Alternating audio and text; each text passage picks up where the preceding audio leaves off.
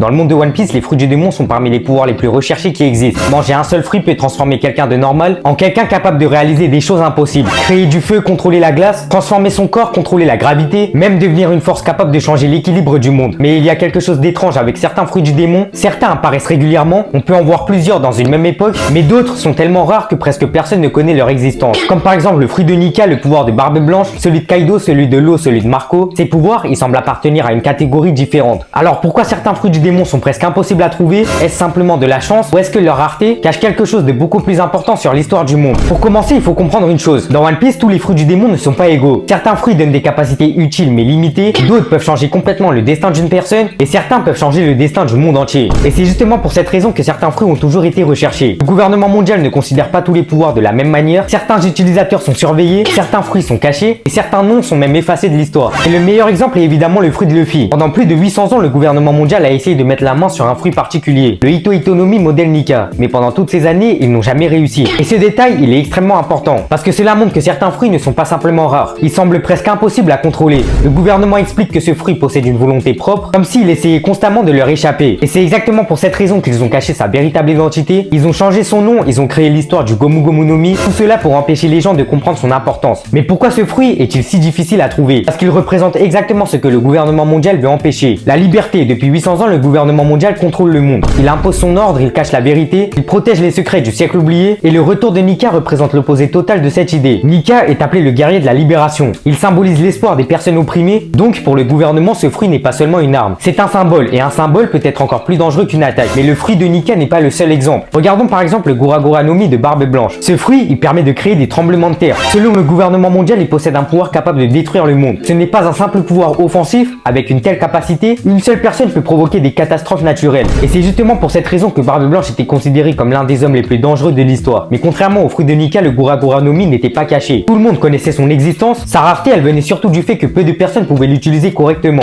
Un autre exemple est le Hope Hope no Mi de Trafalgar Law. Ce fruit, il est particulier parce qu'il possède une capacité unique. Il permet notamment de réaliser l'opération de la jeunesse éternelle. Cette technique, elle pourrait donner l'immortalité à une personne. Mais le prix à payer pour ça, il est extrêmement élevé. L'utilisateur du fruit doit sacrifier sa propre vie. Et c'est probablement pour cette raison que le gouvernement mondial a toujours considéré son pouvoir comme extrêmement précieux. D'ailleurs, le gouvernement était prêt à payer une somme énorme pour récupérer ce fruit. Cela montre que certains fruits sont rares non seulement à cause de leur puissance, mais aussi parce qu'ils possèdent des capacités qui pourraient bouleverser l'ordre du monde. Mais alors, pourquoi ces fruits ne réapparaissent-ils pas plus souvent? Après tout, lorsqu'un utilisateur meurt, son fruit réapparaît normalement quelque part dans le monde. On l'a vu avec le fruit de Barbe Blanche après Marineford, le pouvoir revient sous une nouvelle forme. Alors pourquoi certains fruits restent-ils absents pendant des décennies? La réponse elle est simple, le monde de One Piece il est immense. Les mers sont gigantesques, il existe des milliers d'îles, trouver un fruit précis dans un monde aussi grand est extrêmement difficile. Même le gouvernement mondial qui possède énormément de ressources n'a pas réussi à récupérer certains fruits. Et il faut aussi prendre en compte que certaines personnes ne savent même pas ce qu'elles cherchent réellement. Et le meilleur exemple est encore une fois Luffy. Quand Shanks récupère le fruit, personne dans son équipage ne semble savoir qu'il s'agit du fruit de Nika. Il pense avoir trouvé le Gomu Gomu no Mi, même le gouvernement mondial avait caché son véritable nom. Cela signifie qu'un fruit peut être juste devant quelqu'un sans que cette personne comprenne sa vraie valeur. Et c'est également ce qui rend les fruits du démon intéressants. Dans One Piece, le pouvoir seul ne suffit pas. La personne qui possède le fruit est aussi importante. Prenons par exemple le Mera Mera no Mi. Ce fruit, il appartenait à Ace. Après sa mort, il réapparaît et finit par être gagné par Sabo. Le pouvoir est le même, mais son utilisation dépend complètement de la personne. Un fruit rare entre de mauvaises mains peut être inutile. Un fruit sous-estimé peut devenir incroyable avec le bon utilisateur. Le gouvernement mondial semble d'ailleurs avoir une peur particulière de certains fruits. Pas forcément parce qu'ils sont les plus destructeurs, mais parce qu'ils peuvent changer les idées des gens. Et ça, c'est une différence très importante. Un pouvoir qui détruit une île est dangereux, mais un pouvoir qui donne de l'espoir à des millions de personnes peut être encore plus menaçant. Et c'est probablement pour cette raison que Nika est aussi important. Un autre point intéressant encore concerne les fruits de type Zoan mythique. Ces fruits, ils sont extrêmement rares. Ils permettent de prendre la forme de créatures légendaires ou de personnages particuliers. Par exemple, le fruit de Kaido, le fruit de Marco, le fruit de Sengoku, le fruit de Luffy, tous appartiennent à cette catégorie. Et contrairement aux Zoan classiques, les Zoan mythiques semblent posséder des caractéristiques uniques. Ils ne donnent pas seulement une transformation, ils donnent une capacité liée à une légende. Et c'est exactement pour cela qu'ils sont si recherchés. Alors pourquoi certains fruits du démon sont presque introuvables? Parce que plusieurs éléments se mélangent. Premièrement, le monde de One Piece est immense. Deuxièmement, certains fruits possèdent une volonté ou une histoire particulière. Troisièmement, certains pouvoirs sont volontairement cachés par le gouvernement mondial. Et enfin, certains fruits sont rares parce qu'ils appartiennent simplement à une catégorie exceptionnelle. Mais il y a peut-être une autre idée importante et elle concerne le destin. Depuis le début de One Piece, Oda montre que certaines rencontres semblent impossibles à expliquer. Luffy trouve le fruit de Nika par hasard, il rencontre les bonnes personnes au bon moment, il arrive sur les bonnes îles, il rassemble les bons membres de l'équipage, comme si quelque chose poussait l'histoire dans une direction précise. Cela ne veut pas dire que tout est contrôlé, mais One Piece insiste beaucoup sur l'idée de volonté héritée. Certains pouvoirs semblent attendre la bonne personne, et finalement Finalement, les fruits du démon les plus rares ne sont pas forcément ceux qui ont la plus grande puissance, ce sont souvent ceux qui peuvent changer l'histoire. Le fruit de Nika, le pouvoir de Barbe Blanche, le fruit de l'eau, ces capacités sont dangereuses parce qu'elles peuvent modifier l'équilibre du monde. Et c'est sûrement pour cette raison que certains fruits restent cachés pendant des générations, parce que dans One Piece, le plus grand danger n'est pas toujours la force d'un pouvoir. Parfois, le plus grand danger est la personne qui décide de l'utiliser. Maintenant, j'aimerais bien connaître ton avis. D'après toi, pourquoi certains fruits sont presque introuvables? Donne-moi toutes tes réponses et toutes tes théories à cette question en commentaire, j'ai hâte de les lire. Et surtout, merci d'être resté jusque là, j'espère que tu as kiffé la vidéo.